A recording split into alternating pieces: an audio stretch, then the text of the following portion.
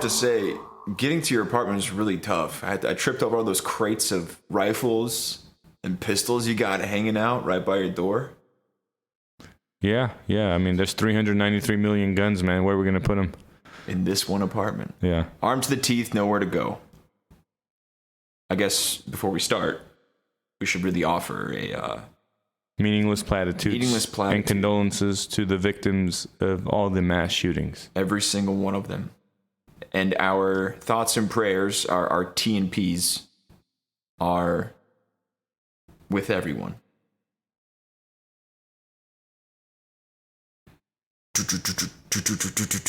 Amen.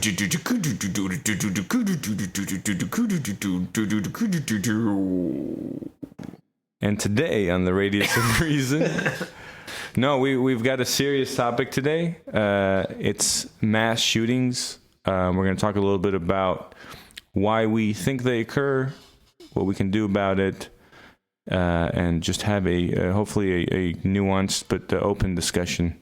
And of course, this episode comes after last month's exceptionally violent events in Buffalo, New York, and in Uvalde, Texas. Collectively, over 30 individuals lost their lives in these events. And of course, it's also important to emphasize that every day there's some form of shooting in the United States. Suicides, crimes of passion, gang violence. So this is an issue that unfortunately is pretty common now. And it almost feels like we've become a bit desensitized. Every week there seems to be a headline involving some sort of shooting, mass shooting event. Somebody getting gunned down on the street on the way to the grocery store. And we figured it was probably a good time just to talk about why we think this is happening, what it means for our country, maybe some of the implications of the various pieces of legislation that are being thrown around to combat this. Yeah. So now to piggyback on some of that, so far this year, over 250 mass shootings in America. Now, I do want to kind of add a little caveat here. When we talk about mass shootings, that's commonly defined as an incident in which 4 or more people, including the perpetrator, are injured by gunfire. But then there's this other definition that the FBI uses for active shooters, and it goes, an individual actively engaged in killing or intending to kill people in confined space or other populated area. I think typically when we think about mass shootings, we are thinking about the more egregious kind of aimless shooting and pursuit of like creating as much damage as possible. And I think we tend to think more along the lines of what we consider active shooters, or what the FBI considers active shooters, as opposed to the more general term mass shooting, which could encompass gang violence, if I'm not mistaken. Right. So just a little caveat there. Now, either way, whether you talk about mass shootings or active shooter situations, I think we're going to continue to refer to just mass shootings in general on the podcast. But historically speaking, when you look at either case, I mean, the rates are going through the roof. It almost, I mean, would I be incorrect to say it's almost like an exponential increase since, especially since Columbine? And I think that's kind of, there was obviously a lot of mass shooting events before Columbine. I think Austin, Texas on the university campus out there is one that comes to mind. But there is something very symbolic about Columbine because it really introduced this sort of new era of how mass shootings have almost become emblematic of, quite frankly, American culture. Well, also the media's sensationalization of it. Right. I mean, the perpetrators have almost become iconic. And I actually had this thought the other day when reading about mass shooting events in places like Russia, where a lot of the perpetrators in Russia actually wear clothing kind of in honor of the 2 perps for the Columbine mass shooting. So this T-shirt that I think either Eric or Dylan wore, I don't remember which one of them. It had like some, oh my gosh, I got to look it up now. You can talk while I'm doing this. No, I like the sound of the keyboard. It's ASMR. Yeah. So one of the shooters wore a T-shirt that said "Natural Selection" on it, basically. And wow. And so when there was a shooting in Russia a couple of years back, the shooter actually wore a t-shirt with the same slogan on it. So it is kind of almost this pseudo pop culture that's emerged out of this. And it's certainly played a role in how we perceive and consume the sorts of information in the States, because ever since Columbine, it seems that every year there's at least one of these massive events that happen. Don't we have enough reasons to hate Russians at the moment? You're giving us a few more.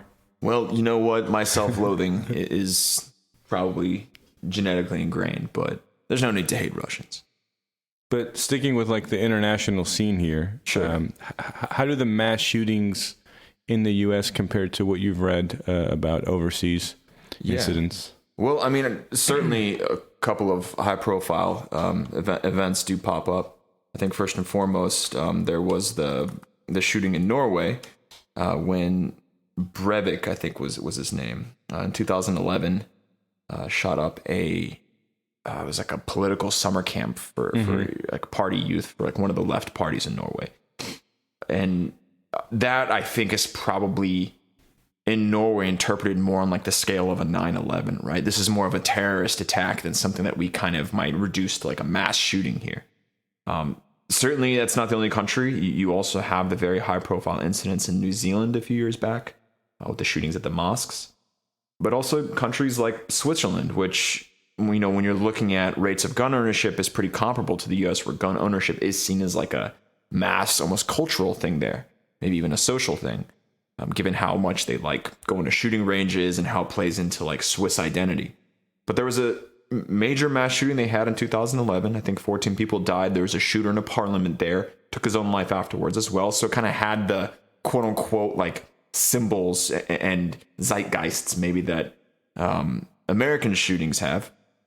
But after 2001, they haven't really had many of these mass shooting events take place, despite high rates of gun ownership. Interesting. Now, what about the gun laws, right? When we talk about why it's happening, is there a difference in the gun laws? When we talk about the laws in the U.S. versus, say, in Switzerland? Well, there's definitely higher rates of scrutiny. In Switzerland, licensing authorities to have a permit to own a firearm happens at the cantonal level, so almost at the state level. And the police departments that are responsible for issuing these licenses are actually very stringent in picking who gets a license versus not. And quite frequently, there's actually consultation with like a psychologist or a psychoanalyst that's required before getting access to a permit to own a firearm. Switzerland also has mandatory military service for men. And you go through your conscription period, you do your military training, and then there is an encouragement by the Swiss military to actually take your weapon home with you, where you have your gun at home in case Switzerland gets invaded. You never know, the Italians or the French might roll over the border. Sure. But the ammunition itself is actually not stored at home. But yeah, I guess it's sounding more like an apples to oranges comparison. Maybe let's just go back to the U.S. and let's focus a little bit on the gun laws. I mean, would it be fair to say that they're clearly too loose at the moment? I think that they're loose in a sense of, well, I mean, to take a few steps back, clearly something isn't working here, right? Based off of this New York Times article you and I were reading before the show, it seems that, yes, a lot of the mass shootings happen, first of all, using types of weapons that perhaps might be heavily regulated, in other countries, right? Assault rifles, AR-15 type weapons.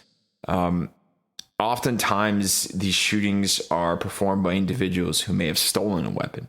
So the Sandy Hook shooting, the perpetrator, Adam Lanza, actually stole a rifle that was legally owned by his mother, who he ended up killing with that rifle too. So maybe there's some lax protocols around storage requirements and things along those lines. But also there is, I think, a pretty unsettling element that you pointed out to me earlier, that a lot of these individuals that perform these sorts of acts of treachery in the U.S.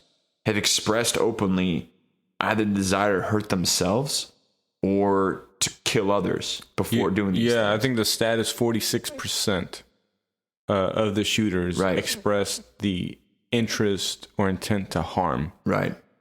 Which, if you're asking me if is there a gap in our legal structure around this, well, clearly there is something going on where we're not able to catch these sorts of individuals in some sort of psychological profile before issuing them a permit to buy their weapon. But most recently in the Uvalde shootings, the kid was still a kid. He was like 18 years old. Yeah, legally an adult, but he was also able to access a weapon at that point. I guess the ultimate question is some of the laws that are being floated right now as a consequence of these shootings last month are saying that, we should increase the gun ownership age till 21. Do you think it's going to make a difference if somebody's 21 years old versus 18? Well, according to that New York Times article, I think only 4 of the incidents would have been impacted by such a law. To kind of expand on that, though, I would personally probably go for a minimum age of 25. And that's more so because I think your brain's not developed until you're about 25. So for me, given kind of the level of responsibility involved, it's no pun intended, it's a no-brainer to make it at least 25. Even if, statistically, if you look at the history of mass shootings, that's not necessarily like the biggest cutoff. Although it would have some impact. I did look at some data that showed maybe at least a third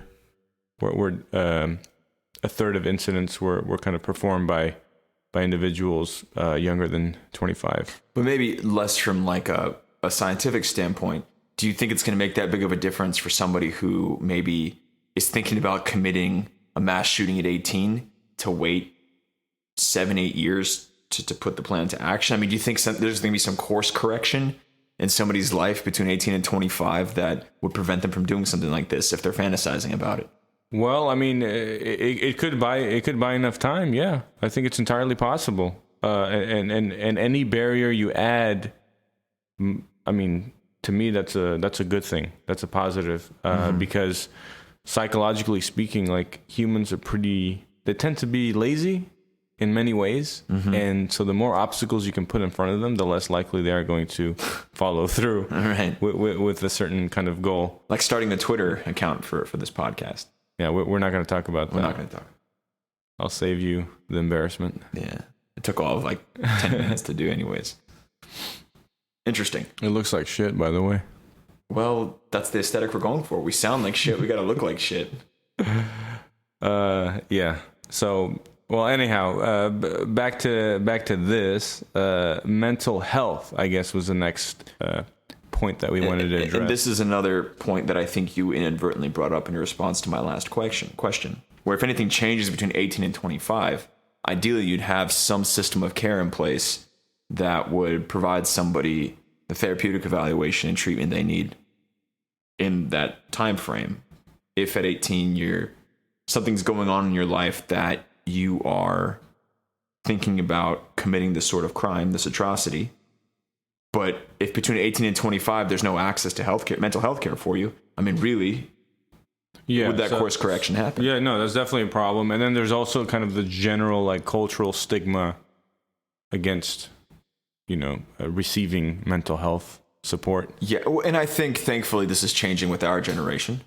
I think people are a lot more open nowadays about discussing mental health struggles or encouraging one another to go to therapy. That stigma isn't really there as it has been in the past, maybe, especially given kind of the historical traumas of delivering mental health care. I'm thinking about like Jack Nicholson in One Flew Over the Cuckoo's Nest when he got like fucking lobotomized for being a little bit, overactive. But my opinion is that mental health care is a huge underlying problem in this country, which contributes greatly to why these things are happening. And I think there probably isn't going to be any one of these perpetrators of mass shooting events that was totally chill and then decided to go and, kill 30 people and whatnot.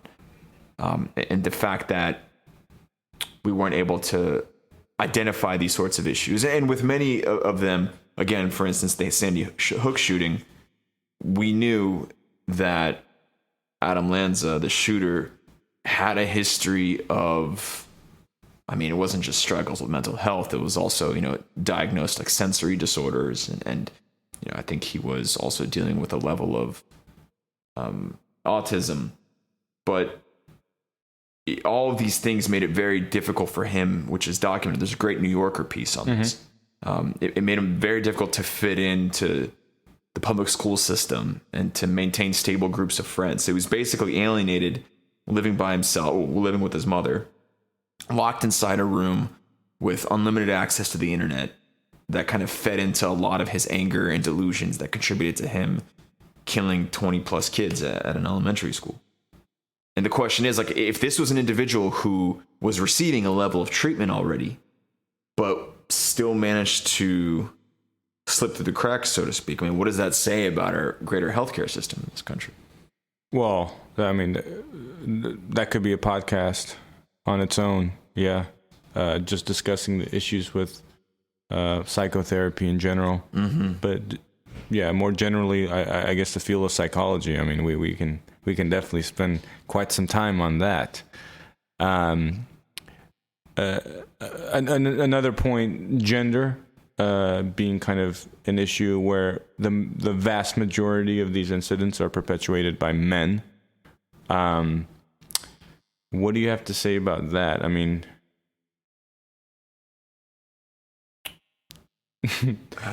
there's nothing to say about it. I mean, kind of. No, maybe I'm getting ahead of myself here. Maybe we can discuss. You know what? Actually, no. Let's dive into it on this. So there's a statistic that I'll reference the study later in case anyone's interested. Email me if you're interested. Our 2 followers in Moscow are their ears just perked up. But so I just want to read a quote here. So 30 years ago, a majority of men, 55%, reported having at least 6 close friends. Today, that number has been cut in half. Slightly more than 1 in 4, 27%, men have 6 or more close friends today. 15% of men have no close relationships at all, a 5-fold increase since 1990. So when we're talking about why we have so many disenfranchised, alienated young men, I mean, why would you say that is?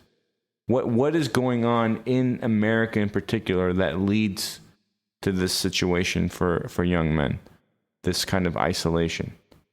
I think a lot of it has to do with, and to be frank, everything I could think of isn't limited exclusively to one gender. I mean, everything from increased socioeconomic pressures, increased burdens for like education, debt, all these kinds of things that you would kind of attribute towards the disintegration of somebody's mental well-being is shared by both genders.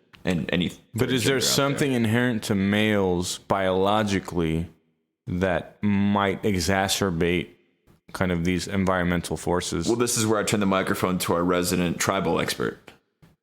Yeah, damn. I was not expecting this. No, it's tough to say. I think, I can't really think of anything in particular from an evolutionary standpoint of why men would suffer more from this. It might be that both genders are actually suffering. It's just kind of, it plays out differently in males than females. Right. So maybe it's the wrong question to ask. But in terms of the causes of kind of this isolation and kind of this, I would say kind of almost a degradation of community life, I think it is tied to the capitalistic system in the U.S. I think it promotes individualism. I think also social media and the internet have kind of... Yeah, and that's a really interesting point about social media and internet that you make, because Columbine happened in 1999. So that was right at like the launching point from when it really stepped into this age of the internet. Right, and what has changed society the most since then? Well, maybe that's your answer, right? Right. I mean, if we did see an exponential uptick in these sorts of mass shooting events after Columbine. I mean, there is the direct parallel to the launch and kind of mass adoption of internet and then mobile internet, which again, I heard a really interesting statistic the other day that kids are spending less time outdoors nowadays than convicted prisoners. But convicted prisoners have whatever mandatory exercise time. They have to go and like walk around the prison yard or something. And kids don't really have that anymore, especially if you think about during the pandemic where, I mean, some families I think did spend a lot of times outdoors, you know, having picnics and whatever, but a lot of people just locked up indoors. So whatever experience you'd have going outside as part of your school day was now gone. So I think that might have something to do with it as well, to be honest, where you're kind of... You're talking about the more recent uptick, though, I would be kind of reluctant to attribute too much to that because that was kind of almost a government mandated situation. Right. So nothing specific to the pandemic, but I'm saying is in general, with kind of the parallel evolution of the internet, we're probably spending less time outdoors, less time with friends in person. Yep. I mean, even when I was growing up, I definitely spent a substantial amount of time during the summer, for instance, on the computer. And I'd be talking to my friends. We played games together. I completely agree with you. It is hard to sometimes estimate, though, whether that is due to you just growing up and like that's just life as you get older, or if it's actually tied to like a cultural shift that has occurred. Mm-hmm. Right? Like it's hard to maybe parse that, although to some degree it seems difficult to believe it's not, you know, related to the kind of the internet. I think I just attributed gun violence not going outside enough. No, I think that's actually entirely plausible. No, I really do. I was half expecting you to go on a rant about how we're no longer like out hunting our game and like we're no longer, you know, faced with the existential threat of a bear attacking us and our tribe relying on us. So that we're I mean, if you want to talk about evolutionary explanations, I mean, if you want like that natural selection. Oh God. No, I mean, I think in nature there is some natural. I mean, there is some natural filtering that occurs, and people that, you know, might have mental health issues might, maybe they're kicked out of the tribe. Maybe they're more likely to be eaten by predators. Like I don't know. I'm just completely like I'm not trying to, you know, offend anyone here. I'm just kind of thinking off the cuff here. But you know, there can definitely be very practical disadvantages to having. I mean, that's why we say like mental health issues, right? Like you're by definition saying like this is a kind of a negative thing, and in an evolutionary environment, in a more kind of ancestral environment, I think that could, you know, definitely lead to some sort of filtering going on just naturally, right? Like that's not out of the question here. Again, I'm not trying to offend anyone or promote any sort of ideology. I'm not promoting eugenics or anything like that, but you know, in a natural environment like that could certainly happen. And when you don't have that in modern day society, when you kind of, you know, when you talk about like safety nets in society, you're kind of propping up, you're propping up the baseline in a way that's unnatural and that does not contain the same filtering mechanisms that you would find in nature. Again, not promoting anything, not advocating. I'm just saying like that's kind of, I don't think you can really debate. That's the reality of the situation. How that plays into kind of mass shootings, I don't know. I mean, that's it. It's still such a small percentage of people committing this. Yes. I mean, I don't want to make any links here, draw any links where there may not be any. I think it's I think that the most there is clearly something happening within our country and kind of the sociocultural dynamics of our country that makes this an event that is almost inherently American, right? Where you have these sorts of things happening on a one-off basis around the world a lot of time. And I think actually in places like New Zealand or Norway, we can attribute this to kind of right-wing violence, right? Somebody who might radicalize on the internet and then choose to extract their vision of racial dynamics through perpetrating a mass act of violence, right? But something is happening in this country that is unique to this country that is causing these things to happen consistently, right? Yeah, I mean, would you say it's related to the level of community? Again, like, is it because of the form of capitalism that we have here, the maybe the less restrained form, that's causing the more individualized kind of situations in people's lives? So I wanted to bring up something that you actually mentioned off mic a couple days back with your trip to Italy. Mm-hmm. And you talked about sitting on a Friday night. Was it in Naples or? It was in Bari. Excuse me. In Bari, you're sitting. It was like a Friday night, and what you said, it was just like everybody was out. Yeah, right? The whole town was out. Everyone's kind of rubbing shoulders, like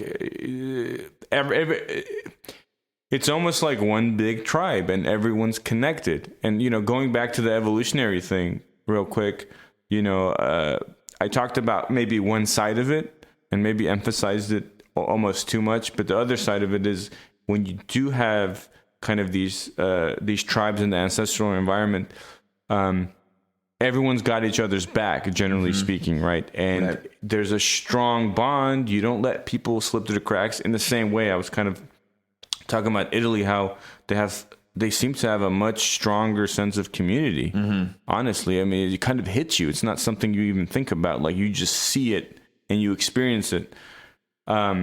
And I think that can prevent people from falling through the cracks. We were talking about safety nets earlier. Like, we're not talking about a monetary safety net. We're talking about like a social, literally a social safety net that prevents people from being alienated and disenfranchised. Mm-hmm. So, yeah, I mean, I think if you're talking about what's unique to America, that has to be up there. I mean, there's no question in my mind. I mean, it's just patently obvious when you visit other cultures, I think. Right. I could have a skewed sense because when you're visiting other cultures, you're in a kind of maybe a different state of mind. You're kind of, your activities are different than they would be if you lived there. But it feels like there's something there for sure. I mean, mass shootings in Italy, the Wikipedia page alone has 5 entries. 5 entries. 5 entries. And I guarantee you 2 or 3 of them are tied to like the violence in the 50s and 60s between the communists and the nationalists. Or some mafia violence. Right? Yeah. So, I mean, that could be a potential point of identification here, right? It's the sense of community that you're talking about. Maybe we're just lacking in it right now. And I think a lot of the men that perform these attacks, they tend to be individuals who are socially isolated, right? Well, let's as a thought experiment, like, let's kind of place them in the ancestral environment. You have a tribe of 50 people, and one of them is like, Adam Lanza, right? Like, place him in there. What's the reaction of would he even get to that state where he's even contemplating like shooting anyone up, or I don't know, hacking someone with a rock, or let's say axe, or something. Rejection by the tribe. So that's, I guess, there's a direct parallel. Adam Lanza was, quote unquote, rejected by his peers, right? He had a hard time fitting in school. He was made fun of. That would be interesting. Is there anthropological evidence of people that were, evicted from their tribe and came back to like seek revenge? Surely there has to have been. I don't know whether, there's going to be any recording of it. Like, especially if someone was like really successful and they took out the whole tribe. Like, there's probably going to be like made a cave painting. Yeah, with the blood. Yeah, there wouldn't be any record of it. That would be interesting to know. Or do we have any observations in the animal kingdom, right? Like some baboons or something. That's interesting. I think typically they're at such a huge disadvantage that they don't come back. Like if I think of chimps, They probably die. right? Yeah, because they're such a social species. In the same way, yeah, odds are they would just die. But let's say they don't get kicked out. I'm just trying to think. They would almost. I mean, let's think about it this way.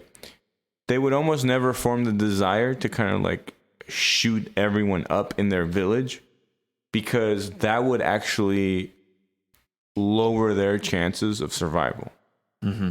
And in that setting, I mean, everything is kind of about survival. I mean, you're only upset at someone or something because they lowered your chances of survival or reproduction, right? Maybe you don't have the luxury to think about, I don't know, anything else really. What do you have to say about that? I mean, chimpanzees terrify me in general. But in terms of, I mean, I think community rejection is a huge part of it. I think anybody that subscribes, first of all, to a fringe ideological belief probably has a sense of rejection by the community as a whole. But to kind of go deeper than that, I think to become psychologically unhinged enough to commit these acts of violence, you do have to feel a sense of alienation from your tribe, quote unquote, or you know, your community or your family. And we can say it's easier to feel that sense of alienation because there's so many people, there's so many maybe like smaller tribes, and to kick someone out of your tribe, it's not the same as, you know, it would have been in the ancestral setting where that's a life or death decision. Right. Now it doesn't have the same gravity, but the psychological implications are still severe. Right. Because if you've evolved for that setting where getting kicked out of your tribe does imply a life or death situation. Yeah.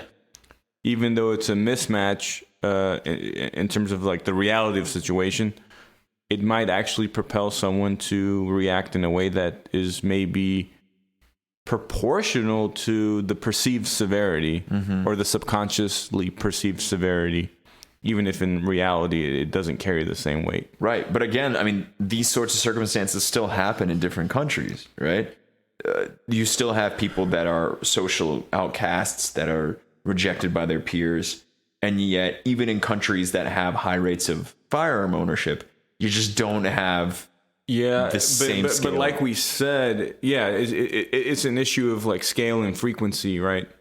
Like they have people like this, but they might have far fewer because their population is smaller. Their population is smaller.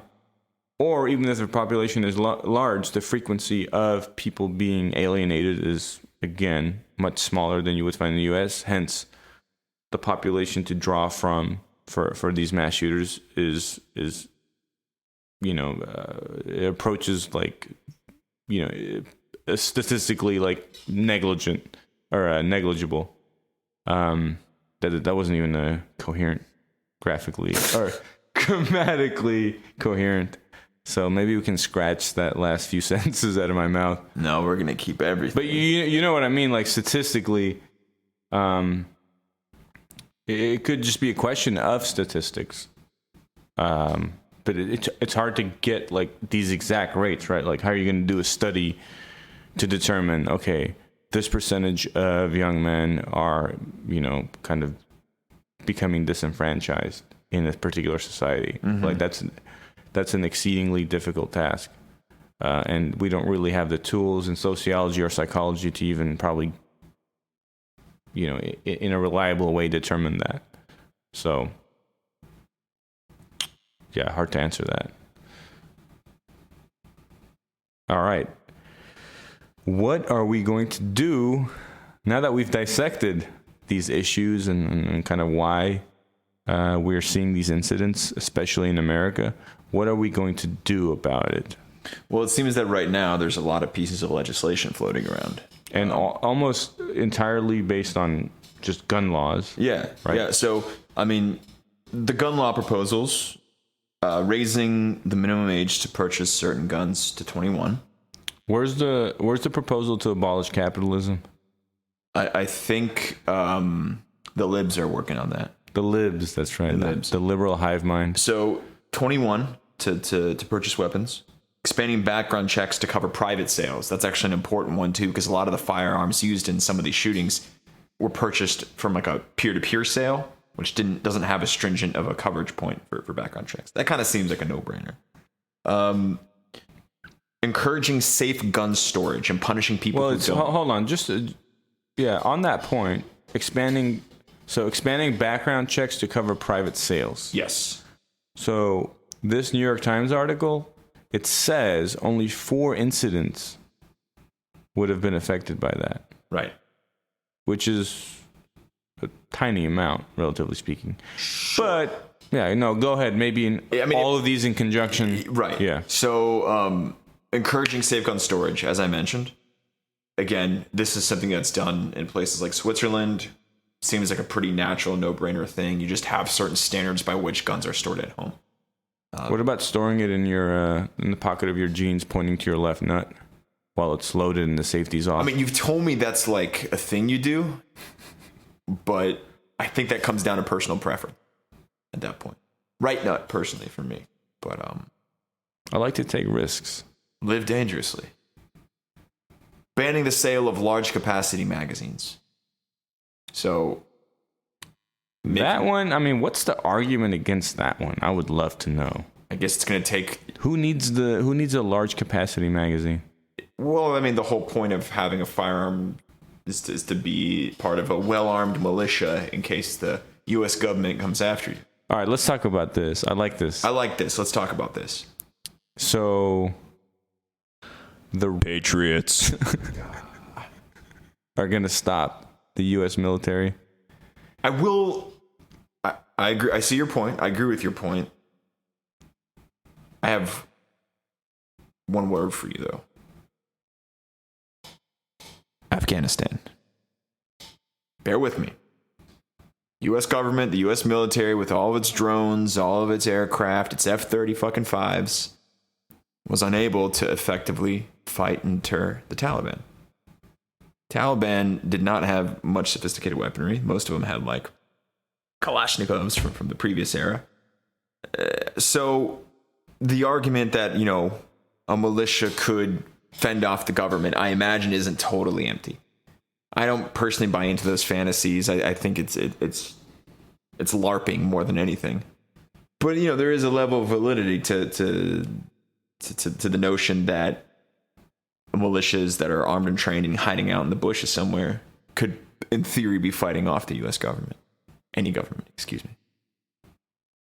But again, I think that anybody who claims that they're buying guns because they want to fight the U.S. government, I mean, I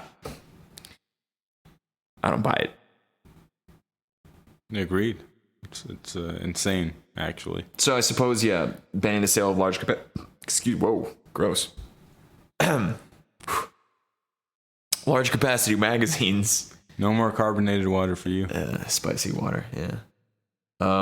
Next on the list, expanding red flag laws to remove guns from people in crisis. Levon, what's a red flag law? When you flag someone for being potentially... socialist. Yeah, socialist. No, I mean, if someone's expressing the intent to harm someone or themselves, some people, if they're kind of giving clues to their mental state, the red flag laws would kind of permit, I guess, they would permit the government or law enforcement agencies from maybe seizing their weapons, or is it perhaps even put them in some sort of confinement if it's bad enough? Bad enough, yeah. Something along those lines. Again, this seems like a fairly reasonable piece of policy. It's not immediately restricting gun ownership, or it's just making it so that if somebody like the Columbine shooters are openly talking about perpetrating a mass act of violence. Yeah, and that's all well and good, but like looking at this New York Times article, they kind of have a breakdown of, how many of the mass shooting incidents such a red flag law would impact. And it would impact quite a few because, as we discussed earlier, I think it was 46% of, in 46% of shootings, an attacker expressed interest in harming others. Now, some of the states actually have red flag laws, and so some of these incidents occurred in those states, and this New York Times article actually does a great job of pointing that out. So I think there is a legitimate question of like how practical is it to enforce this? You know, if someone mentions to you in an obscure setting about possibly harming someone, like how much weight do you put on that? Are they expressing it to people that really know them, or are they kind of just saying it to a random person that might not really know if they're being serious? Are they saying it in a obscure online forum? I mean, I don't know. I mean, there's a huge like practical issue of actually enforcing these, because in theory it sounds great. Hey, someone's giving us cues. Yeah, like let's address this before it becomes a big problem. But I mean, you know, Reddit would straight up like narc on everybody. They yeah, I guess they don't use Reddit too much, these people. Maybe, I don't know what they would use. 4chan or something. 4chan. Even 4chan's like, they go like way deep on like some of those different message boards. Banning assault weapons. This is an interesting one, because I think this is the one that really feeds into kind of the collective uproar from maybe more pro-gun, quote unquote, blocks in this country, where something about the assault weapon is symbolic of gun ownership, which again, strange, right? Because you don't use an assault weapon to hunt. You don't use an assault weapon to, what else do you do with a gun? You put it in your pocket. Put it in your pocket, load it, point at your left nut. But even the assault weapons we have, it's not like we can buy straight up like the guns used by the Marine Corps, right? They're highly toned down versions. And there is the notion of things like bump stocks that make a maybe modified commercial market assault rifle, like an AR-15, as effective as like a combat grade one. I don't know anything about guns. I'm just trying to sound legit. Combat grade, you know? Got him. You got me.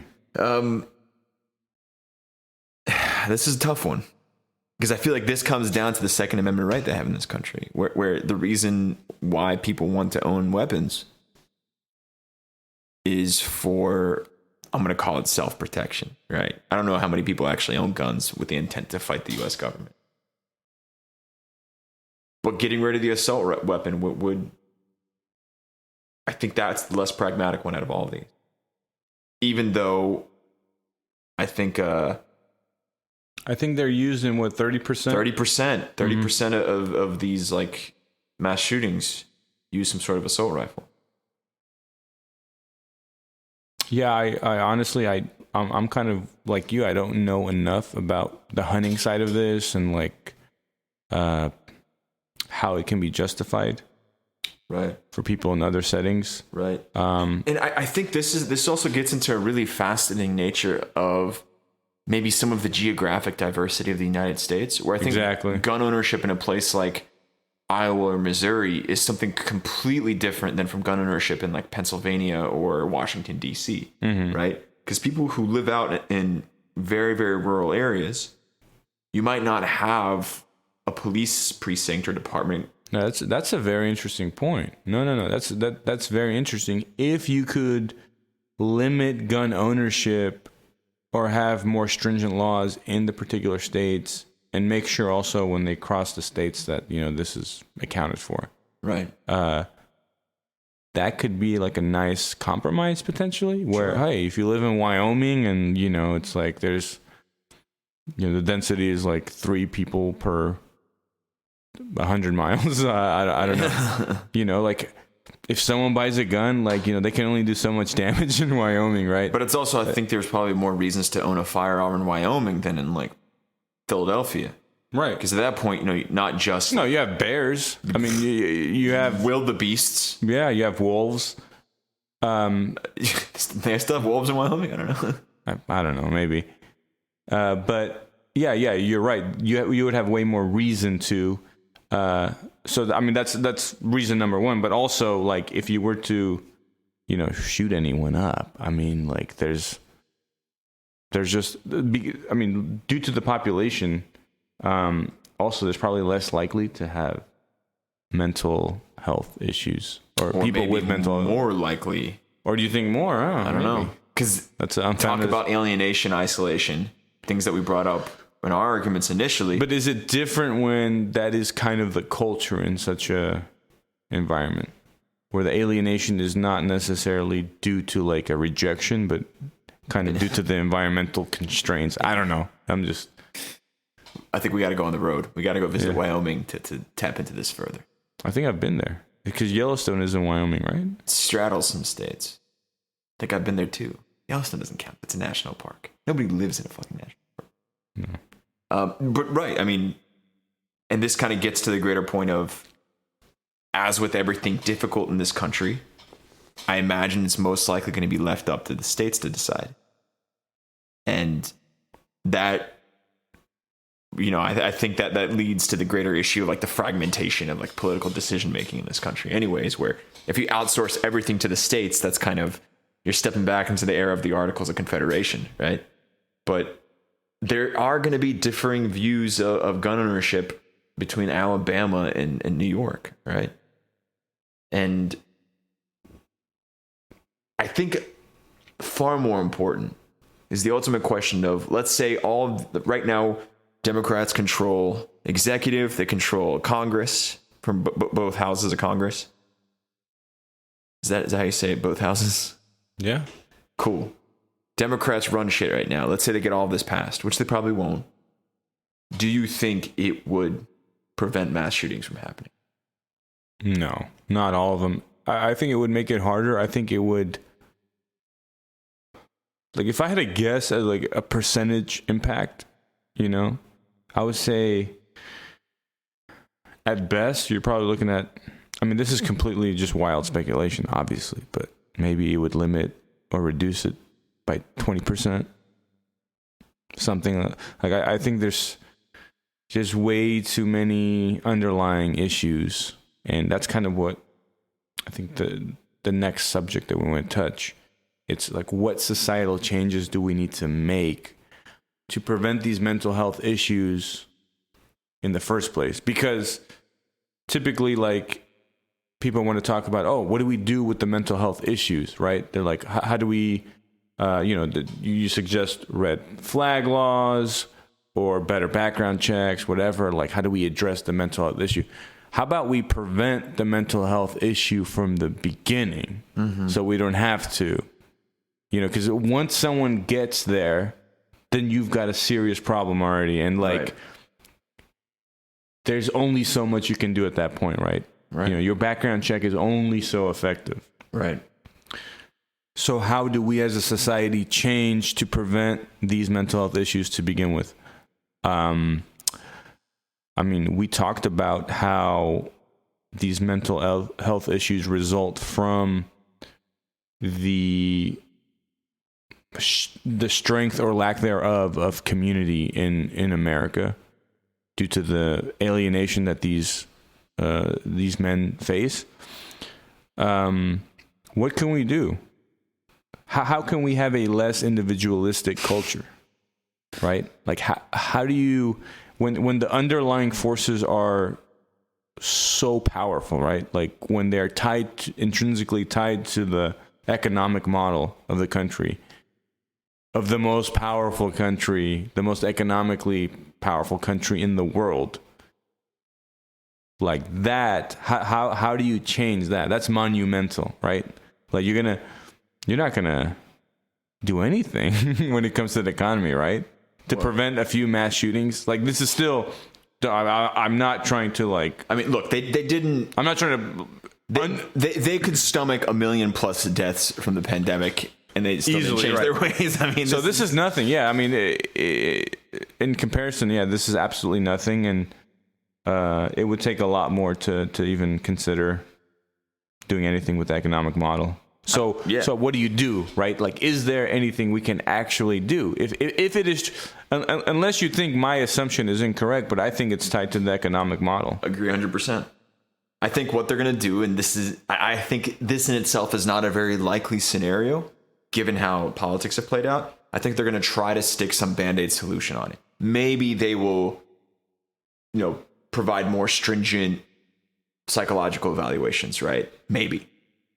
even that, I'm not honestly like, if it didn't happen after Sandy Hook, I don't think it's gonna. It's too wishy-washy. It's not reliable enough. Well, I mean, you could kind of again take some of the elements of the Swiss model, where if like the issuing authority has a mandate to conduct like a psychological assessment of the candidate asking for a license to purchase a firearm, there's some things you could do with that, and maybe with like, oh, here I go, the injection of like technology into it, right? Maybe you could have like an AI algorithm scan. The person has to like make their social media posts transparent. I don't know, something like that, right?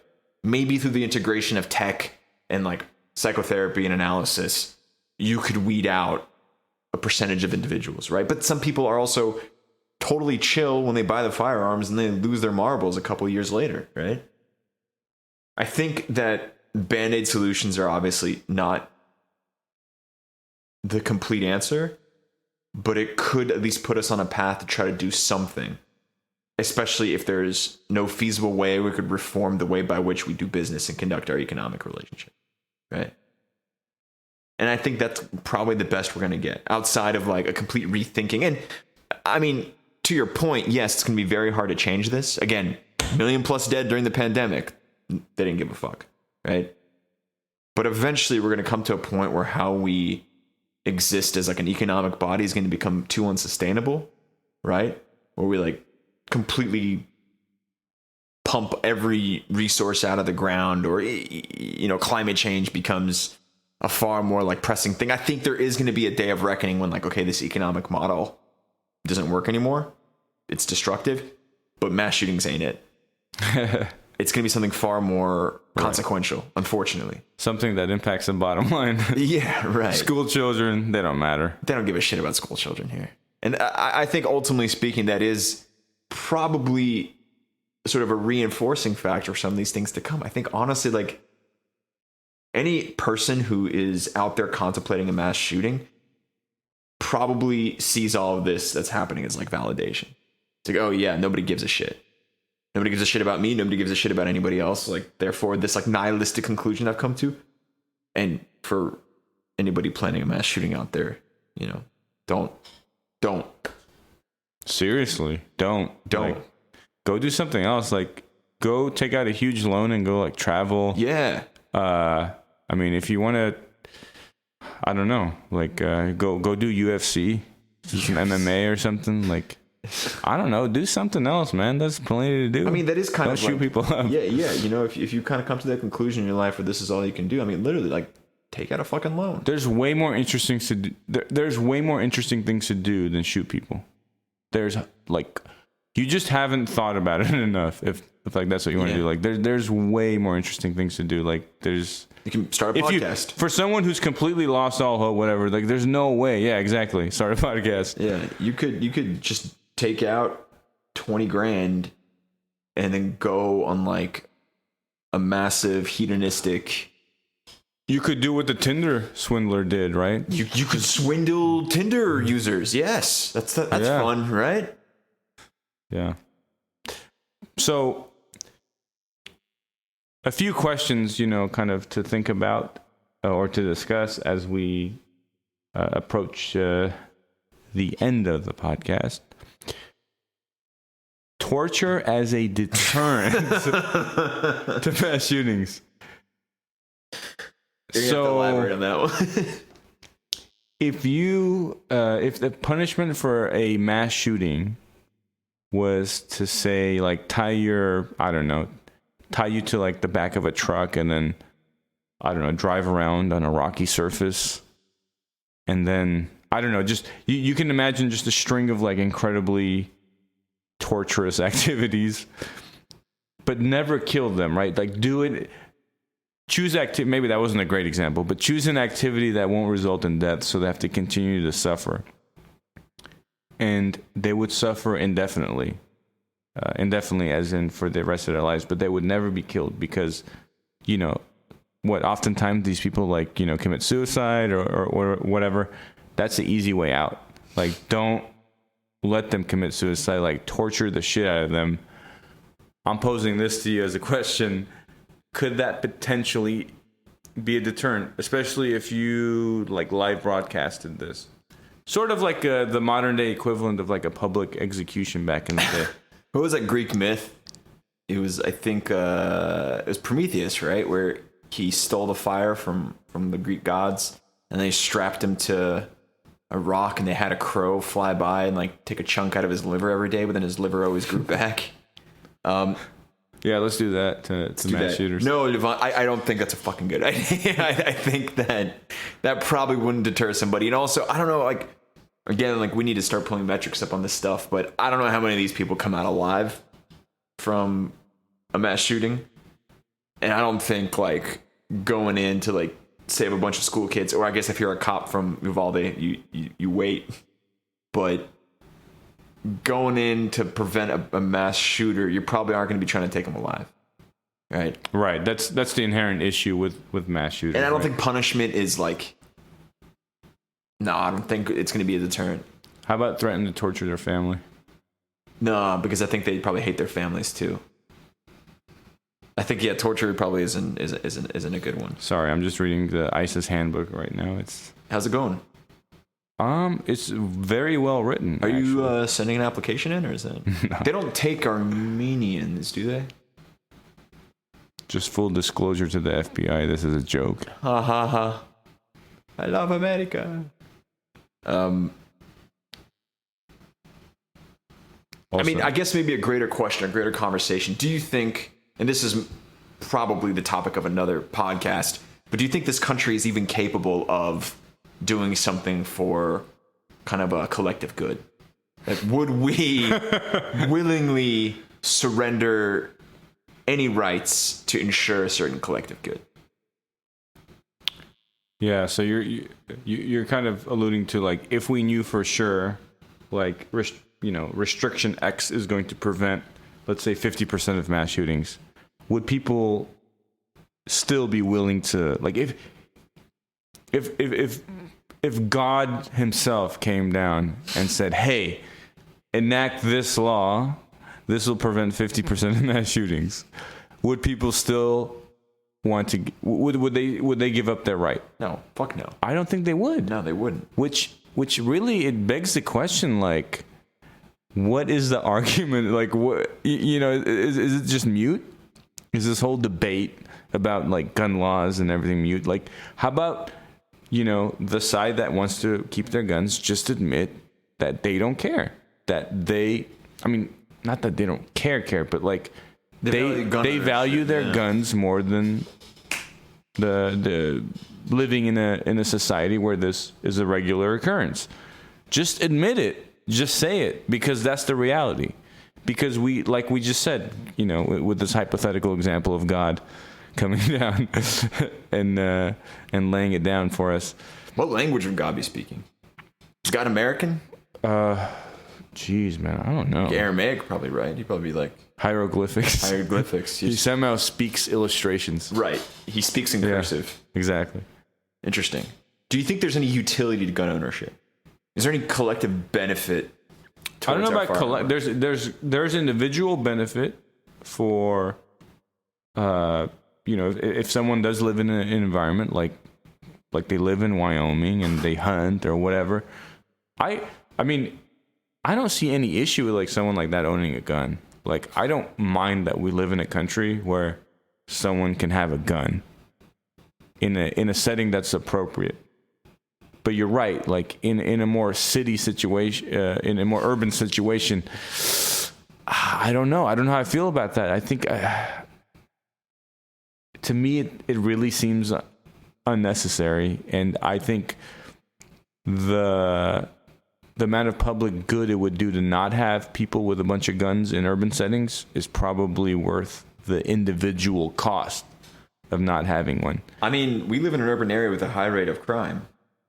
And there's certainly been, assaults that happen right on my block. And oftentimes, police aren't effective in their response. They don't have time to kind of address, like, petty crimes, things that aren't, like, immediately on their horizon of operation. Sure. No. I'm with you, because this is now a different environment where there's already all these guns floating around. So, like, it becomes an issue of game theory where, okay, if everyone else has guns, then yeah, you are better off by having a gun. So I completely understand. It becomes a self-perpetuating thing. But if you were to start a society, right, from scratch, you know, I think like, okay, yeah, if someone lives in a very rural setting, I hate that word. I can't pronounce it at all. Yeah, rural. You're not a country boy. Rural. Sounds like Earl. Yeah. Rural. Earl. If you live in such a setting, then yeah, I see no problems with having a gun. If you live in an urban setting, again, you're constructing a society from scratch. For me, that's probably best if people didn't have guns in such close quarters, right? Right. So, but obviously this is not reality in the U.S. Like there is a legitimate danger in living in a setting where you're like one of the few that doesn't have a gun and there's high crime rates. I can't say anything to someone who wants to get a gun in that situation. Pick up Kung Fu. Yeah, you can go register your hands, your biceps, your feet. They can do a mental health check on you before they give you the license. Nah, dude, your bench is crazy. We got to amputate. Yeah, I don't know. I mean, I don't know what you do. It's people aren't going to give up their guns. I think that's politically suicidal. That's culturally impossible. So what is the solution? I think maybe changing how we think about gun ownership, right? Well, when it comes to gun laws, right, I want to let me just clarify that point. I'll let you finish. When it comes to gun laws, like what is there to do? I think there's, we can enact a few, we can add some restrictions, but for the most part, like if the underlying issues are these societal issues that are so tied to the economic model that we have, then it seems a bit hopeless. But yeah, you can go ahead. I mean, I think that we can all do a little bit to improve kind of our surroundings, right? To improve our communities. Recycle.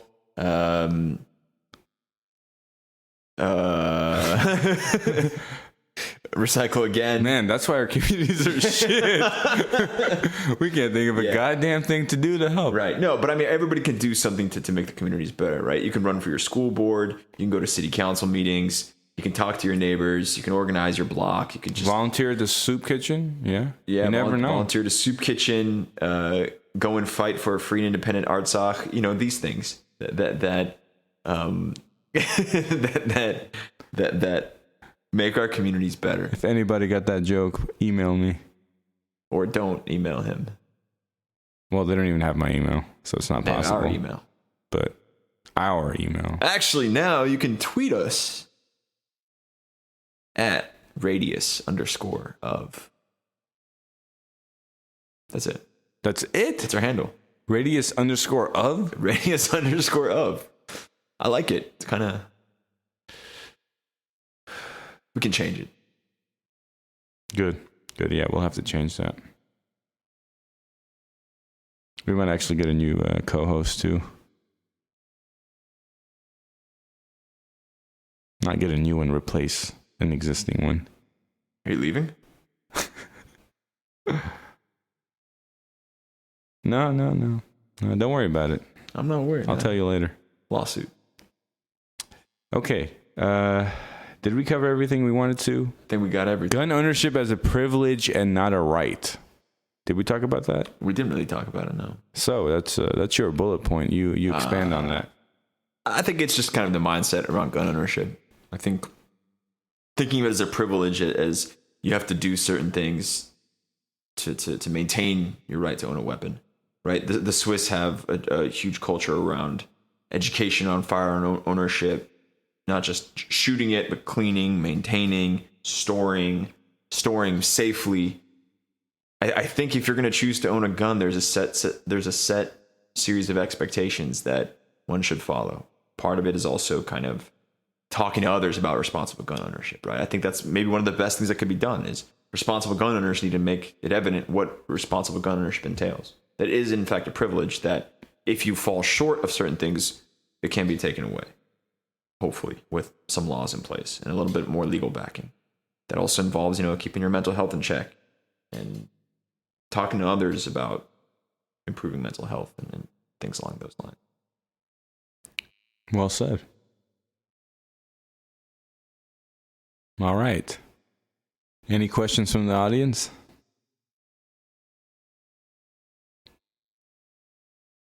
Thank you to our 2 listeners from Moscow. Please keep downloading our episodes. Yeah, without the added revenue that we received from your viewership. Yes. I don't think we could continue this incredibly expensive venture. Well, I hope you guys learned a thing or two about guns and mass shootings in this episode. Maybe a few stats that we stole from the New York Times. The liberal rag. The liberal rag. In this case, it was pretty good. That was a good article. Actually, no, a really, really interesting article. Respect to the New York Times. NYT, respect that. Respect. I'm reading this book, though, about, it's called Overthrow. It's how the American government overthrew a bunch of... Is it the Woodward book? Huh? Is it the Woodward? No. All these different governments from like Hawaii to, the Cuban government we fucked Hawaii, to Nicaragua. Guatemala, Chile. Yeah, and so on. Well, I haven't gotten that far yet. But if only they own guns. No, it was... I completely lost my train of thought. What was I going to say? Damn, I had a really good point. Yeah, help me out here. What were we talking about before I mentioned the book? Republicans. Before that? Oh, you're reading Kinzinger. Yes. Yeah. That's a good book. You read that? Yeah, it was my undergrad reading list. That formed the... Yeah. No, it's your entire geopolitical... The one book I read, yeah. And with the shock doctrine. That was pretty good. Yeah, anyway, I completely forgot what I was going to say. Maybe I'll remember by the time the next episode rolls around. But thank you, everyone, for listening. And we will be back again soon with another episode of Radius of Reason podcast. Ciao.